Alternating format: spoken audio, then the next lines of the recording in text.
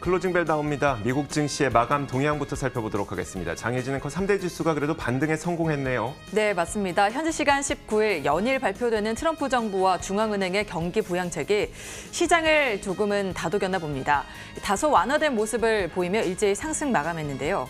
코로나19 사태에 맞선 트럼프 행정부의 전 국민 대상 헬리콥터 머니의 구체적인 내용이 발표가 됐고요. 같은 날 연준이 한국 등 9개국과 통화 스와프를 체결했다는 소식까지 전해지면서 증시 상승을 이끈 것으로 분석됩니다. 한편 미국 노동부는 지난주 신규 실업수당 청구 건수가 28만 1,000건으로 전주보다 7만 건 증가했다고 밝혔습니다.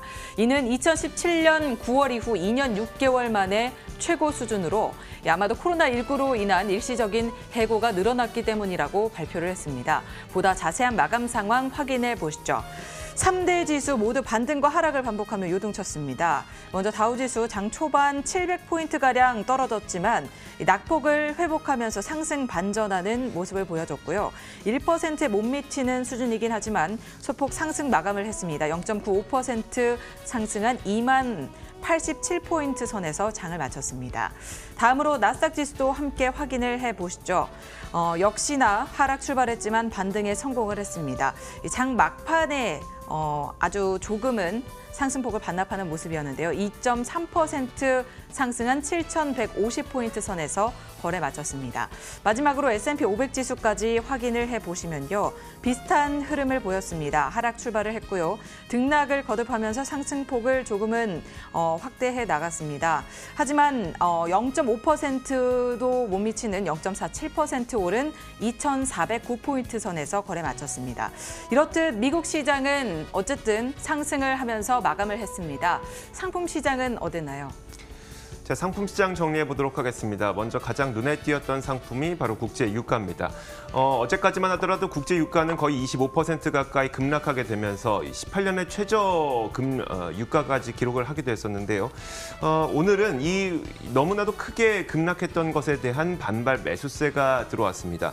덕분에 유가는 23% 오늘 급 반등하는 모습이 나타났고요. 이뿐만이 아니라 트럼프 대통령이 러시아와 사우디아라비아가 현재 진행하고 있는 치킨 게임의 중재에 나설 수도 있다는 기대감이 작용을 했습니다. 그러면서 국제 유가는 꽤 큰 반등폭을 기록했고요. 25.18달러에 현재 선물 시장에서 거래가 되고 있습니다. 자, 이어서 달러 인덱스 한번 확인해 보도록 하겠습니다.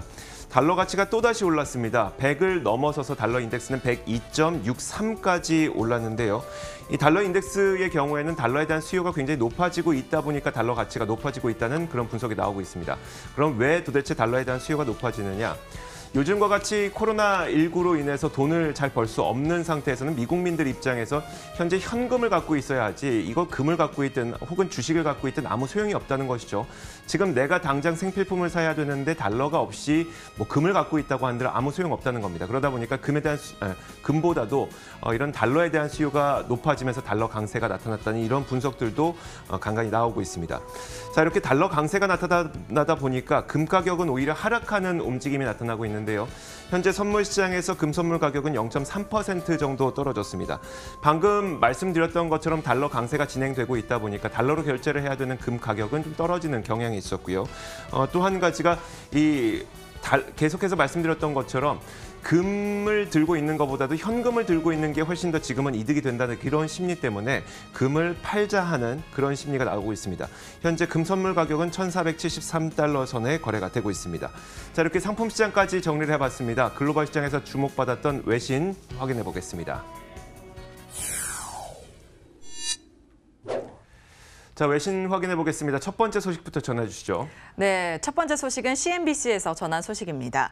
이 Fed is extending its currency exchange program to more central banks around the world. 연준이 한국 등 전 세계 9개국 중앙은행과 통화 스와프를 체결했습니다. 통화 스와프란 양국이 약속한 환율에 따라서 서로의 자국 통화를 교환한 뒤 일정 기간이 지나면 최초 계약 때 정한 환율대로 원금을 재교환하는 거래인데요. 보다 자세히 확인을 해보시면요. 9개국에는 한국, 그리고 호주, 브라질, 덴마크, 멕시코, 노르웨이, 뉴질랜드, 싱가포르, 스웨덴 이렇게 포함이 돼 있고요. 한국과 호주, 브라질, 멕시코, 싱가포르, 스웨덴 중앙은행과는 각각 600억 달러, 그리고 이외에 덴마크와 노르웨이, 뉴질랜드 측과는 300억 달러씩 계약을 했다고 밝혔습니다. 계약 기간은 최소 6개월이 될 것으로 예상되고요. 연준은 전 세계 미국 달러 자금 시장의 부담을 줄여서 국내외적으로 가계 및 기업에 대한 신용 공급에 미칠 영향을 완화하기 위해 내린 조치라고 밝혔습니다. 연준이 계속해서 통화 정책을 펼치면서 시장에 개입을 하고 있는데요. 과연 어떻게 시장이 펼쳐질지 계속해서 주목해 주시기 바랍니다. 자, 두 번째 소식입니다. 마찬가지로 CNBC의 소식인데요. 지난 밤 사이에 중요한 고용 지표가 발표됐습니다. 매주 발표되는 실업보험 청구 건수가 발표가 됐는데 예상 외로 굉장히 크게 늘어났습니다. 실업보험 청구 건수가 늘어났다는 것은 내가 일자리를 잃었기 때문에 거기에 대한 보험금을 지급해달라는 것이어서 이게 늘어나면 늘어날수록 고용시장이 좀 안 좋아지고 있구나라는 신호를 받아들일 수가 있는데요. 자, 이렇게 너무나도 급격하게 실업보험 청구 건수가 늘어나다 보니까 올해의 실업률이 거의 2배에 다다를 수도 있다라는 우려 섞인 전망까지 나오고 있습니다. 자세한 수치를 한번 살펴보면요. 실업보험 청구 건수가 지난주에 28만 1,000건이 늘어났습니다. 이게 주간 상승폭으로는 33%를 기록한 건데 일주일에 실업보험 청구 건수가 이렇게 큰 폭으로 늘어났던 것은 허리케인과 같은 자연재해가 있었던 해를 제외하고는 거의 사상 처음이라고 합니다. 심지어 2008년 글로벌 금융위기 당시에도 실업보험 청구 건수가 가장 크게 주간 상승폭을 기록했던 것이 14%라고 하니까 지난주에 33% 늘어난 것은 정말 놀랄 만큼 보험 청구 건수가 많이 늘어났다 이렇게 볼 수가 있습니다. 자, 이런 가운데 이코노미스트들의 우려 섞인 목소리들이 나오고 있습니다. 먼저 JP모건에서는 이코노미스트들이 올해 중반쯤이 되면 실업률이 6.5%에 다다를 수도 있다라고 전망을 하고 있죠. 지금 현재 실업률은 3.5%로 완전 고용 상태인데 이게 거의 2배 가까이 높아질 수도 있다는 겁니다. 조금 더 좀 나쁜 전망을 한 곳도 있습니다. 이곳에서는 그랜트 솔튼인데요. 여기에서는 그 실업률이 거의 8%까지도 올라설 수 있다 이런 얘기가 나오고 있는 만큼 앞으로 고용시장, 지금까지의 코로나 상황이 이제 고용시장에 점차 타격을 주는 게 눈으로 확인되기 시작했고요. 고용시장이 어떻게 움직이는지도 계속 지켜봐야 될 것 같습니다. 네, 계속해서 업종 소식도 확인을 해보시죠. 마켓워치에서 전한 소식인데요. Cinema stocks rally on hopes for sector bailout.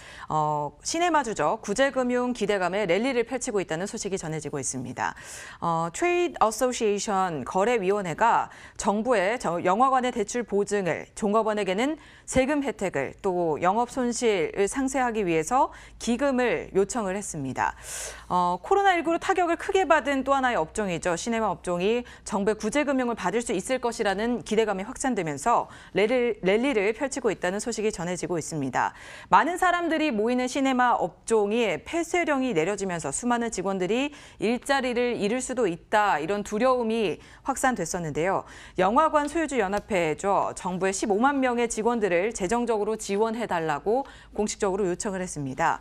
시네마주가 코로나19의 확산으로 부진했던 테마주 중 하나인데요. 정부에서 이들을 위해 어떤 정책을 펼쳐줄지, 앞으로 어떤 시장 상황을 펼쳐나갈지 계속해서 지켜봐 주시기 바랍니다. 자, 시장에서 관심을 받았던 또 다른 기업이 있습니다. 바로 우버인데요. 이 우버의 주가 폭등이 나타났습니다. 하루 만에 거의 40% 넘게 폭등을 해서 사실 오늘 마감 종가 기준으로는 38% 급등한 채 마감이 됐습니다. 자, 우버가 왜 이렇게 갑자기 폭등했을까? 로이터의 기사를 통해서 한번 확인을 해보시죠. 사실 최근 우버의 주가는 거의 고점 대비해서 3분의 1 토막 정도까지 굉장히 크게 급락한 상태였습니다. 이런 가운데 우버의 최고 경영자가 우리는 지금 코로나 바이러스 사태, 코로나 바이러스 위기를 극복할 수 있을 만큼 충분한 현금을 보유하고 있다고 애널리스트들에게 얘기를 했기 때문에 이 덕분에 우버의 주가가 이렇게 급등했다는 소식입니다. 우버가 상장할 당시만 하더라도 $45 수준이었었고 그 이후에 경쟁 심화에 대한 우려 때문에 우버의 주가는 계속해서 내리막길을 걸었었죠. 게다가 최근에는 특히 어제의 경우에는 우버와 리프트가 코로나 사태가 해결될 때까지 서비스를 중단하겠다는 소식이 가장 큰 악재로 작용하면서 최악의 경우 $14까지 내려가기도 했었습니다. 하지만 하루 만에 40%나 주가가 폭등을 했는데 우버의 CEO가 직접 한 얘기를 한번 살펴보면요. 어떤 위기에서도 핵심은 유동성이라면서 우리는 2월 말을 기준으로 사용할 수 있는 현금을 $100억 정도 들고 있다. 이거는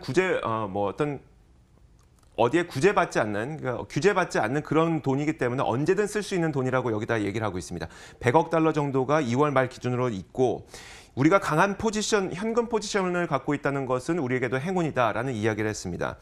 물론 최악의 경우에는 올해 말까지 우버의 서비스가 80%나 위축될 수 있다는 이야기를 하면서도 우리가 80% 위축된다고 하더라도 그때 우리가 사용할 수 있는 현금은 한 40억 달러 정도가 될 것이다 라면서 시장을 좀 안심시키는 분위기였습니다.